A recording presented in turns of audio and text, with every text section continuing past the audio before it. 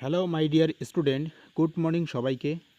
তো আবারও ফিরে আসলাম তোমাদের মাঝে আজকের অর্থাৎ 22শে মে 2026-এর কারেন্ট অ্যাফেয়ার্স নিয়ে।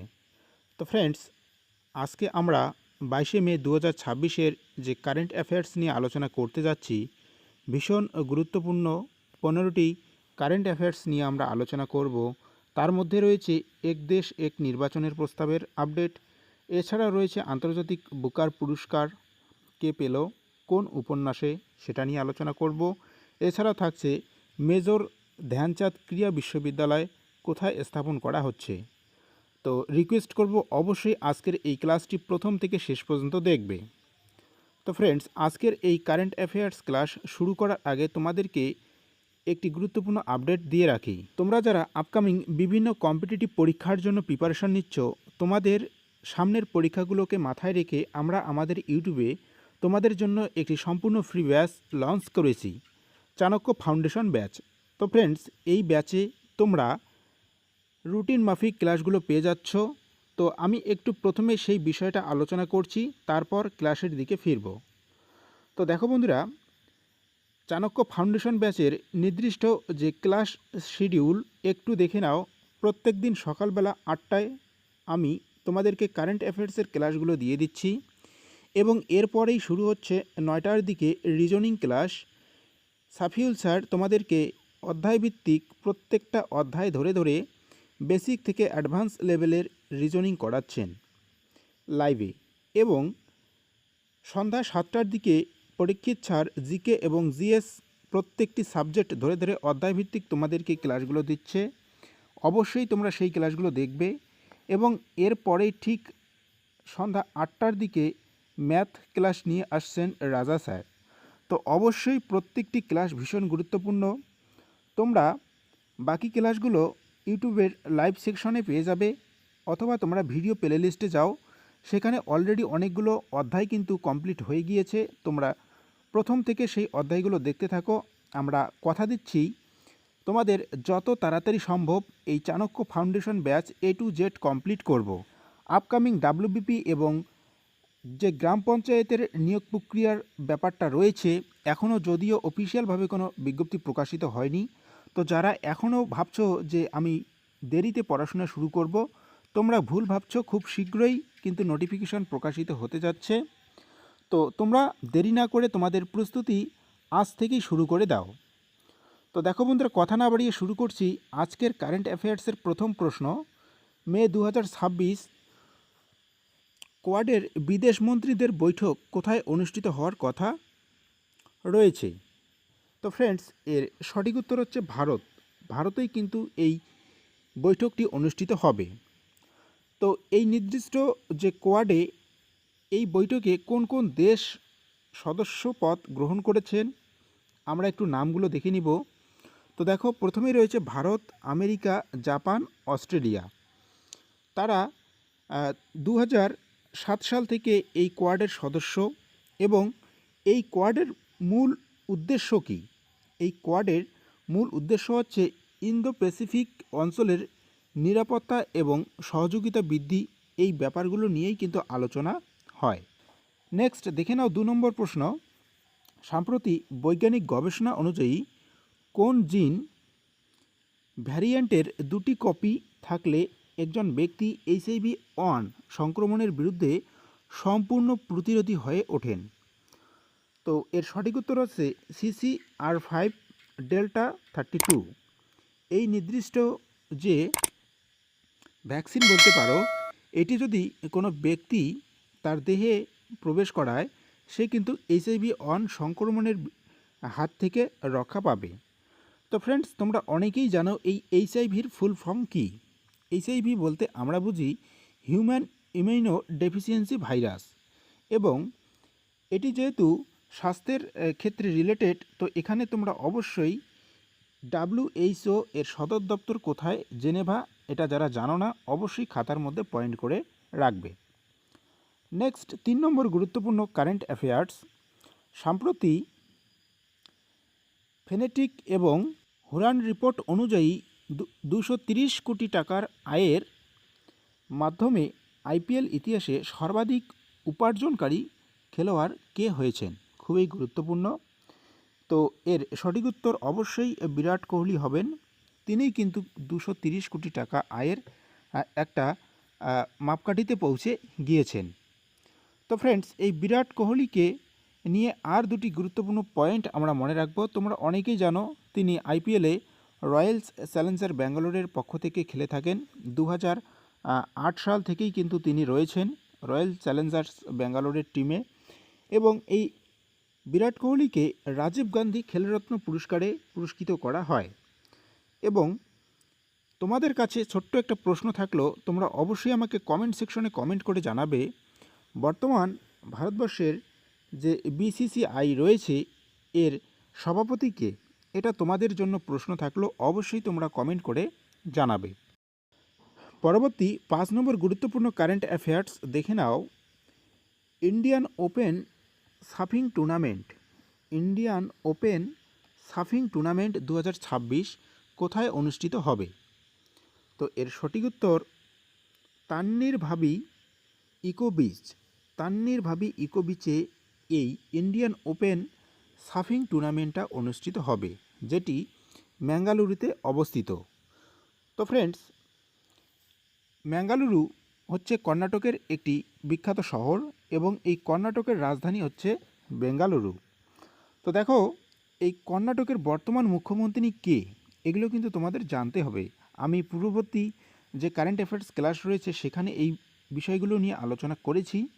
তো যারা এখনও পূর্ববর্তী ক্লাসগুলো দেখোনি অবশ্যই দেখে নিও, তোমাদের আপকামিং প্রত্যেকটি পরীক্ষার জন্য ভীষণ গুরুত্বপূর্ণ।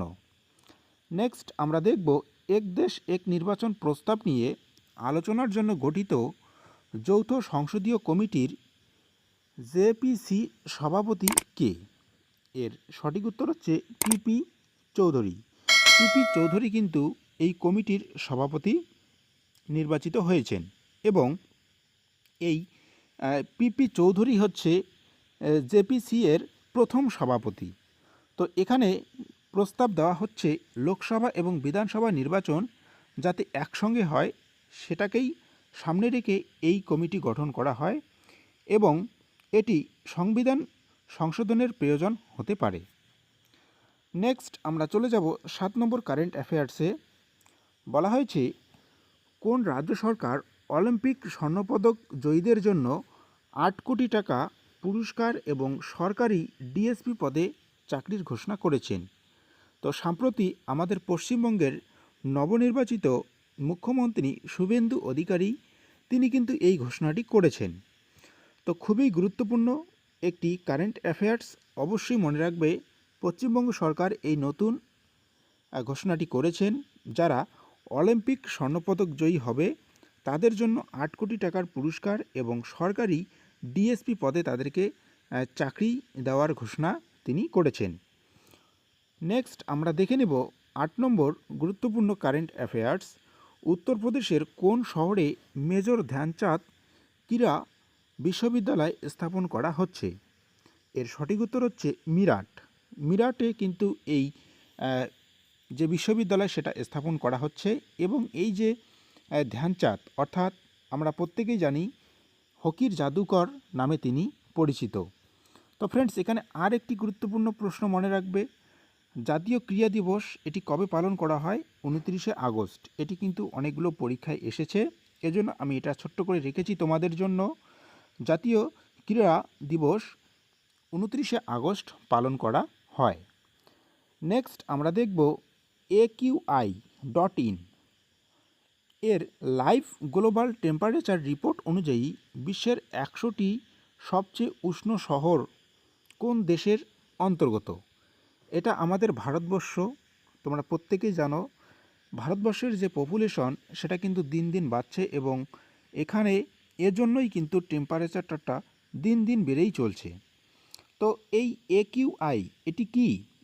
এর ফুল ফর্ম কি? এটি হচ্ছে air quality index. Air quality index হচ্ছে এর ফুল ফর্ম। তারা বিভিন্ন পরীক্ষা নিরীক্ষা এবং পর্যবেক্ষণ করার পরেই কিন্তু এই রিপোর্টটি তৈরি করেন। তার মধ্যে বিশ্বের 100টি সবচেয়ে উষ্ণ শহর কোন দেশের অন্তর্গত? আমাদের এই ভারতবর্ষেই অন্তর্গত। নেক্সট দেখব আমরা 10 নম্বর নাসার কোন মহাকাশযান সম্প্রতি মঙ্গল গ্রহের বায়ুমণ্ডলে Z1 উল্ফ ইফেক্ট এর প্রমাণ খুঁজে পেয়েছে? এর সঠিক উত্তর হচ্ছে মাভেন। মাভেন মাভেন কিন্তু এই জোয়ান উল্ফ ইফেক্ট এর প্রমাণ খুঁজে পেয়েছে। তো এই মাভেন কি, আমরা একটু এর সম্পর্কে বিস্তারিত জানব। তো দেখো বন্ধুরা, মাভেন হচ্ছে Mars atmosphere and volatile evaluation. নাসার সদর দপ্তর ওয়াশিংটন ডিসি। এটা আমরা যারা জানি না অবশ্যই খাতার মধ্যে নোট করে রাখব। এবং মঙ্গল গ্রহ অর্থাৎ মঙ্গল গ্রহের অপর নাম কিন্তু লাল গ্রহ, এটাও তোমরা খাতার মধ্যে নোট করে রাখবে। এগুলো তোমরা যদিও আমাদের স্ট্যাটিক জিকের যে ক্লাস রয়েছে সেগুলোর মধ্যে রয়েছে, তোমরা যারা আমাদের পূর্ববর্তী ক্লাসগুলো দেখোনি অবশ্যই ভিডিও প্লে লিস্টে যাবে, বা ডেইলি যে লাইভ ক্লাস তোমাদের হচ্ছে, তোমাদের জিকে এবং জিএস ক্লাস পরীক্ষিত ছাড় নিচ্ছেন সন্ধ্যা ঠিক 7টায়।